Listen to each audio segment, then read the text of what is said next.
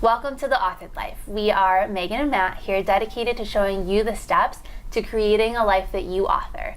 We are in our last few weeks of the topic of freedom, but before we get started, we have a really exciting announcement to make. Our site will be live tomorrow. So if you want to continue with our weekly series, and we hope you do, head on over to theauthoredlife.com and subscribe to our blog, and you'll receive these videos straight to your inbox.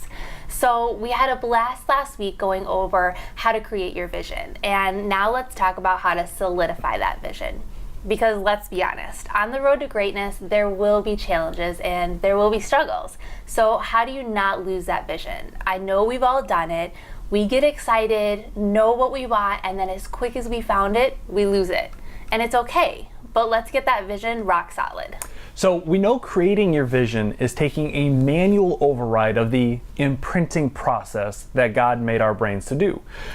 For all too long, we've been passive about this process though, letting experiences shape our thoughts and our feelings. However, we need to think about what we're thinking about. Okay, there's a key word I want you to focus on: process. Creating new beliefs is like dyeing cloth the old-fashioned way. At first, the new color isn't noticeable.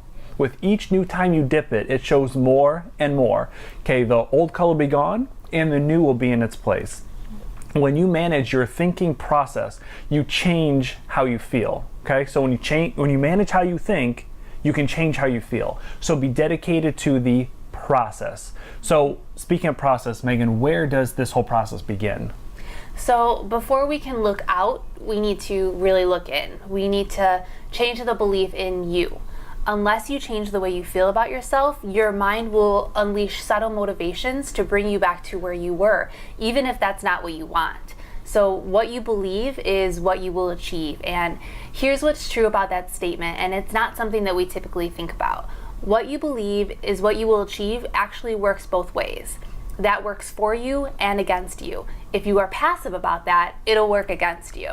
Yeah, so the most powerful place to use commitment is to change what you believe about you, okay? You need to have new ideas about what's possible for ourselves. Realize how amazing you were created to be. You have to sell you on you. And that's why we went through that topic a few weeks ago, but it's so important. That's why we're reiterating it here. So that's step one. Step two is constant reinforcement.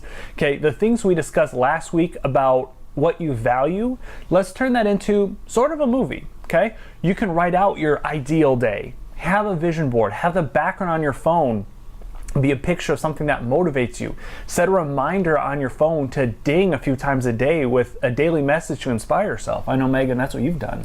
Yeah, but here's the thing, is that you have to be scheduled with this. You have to be routine with it.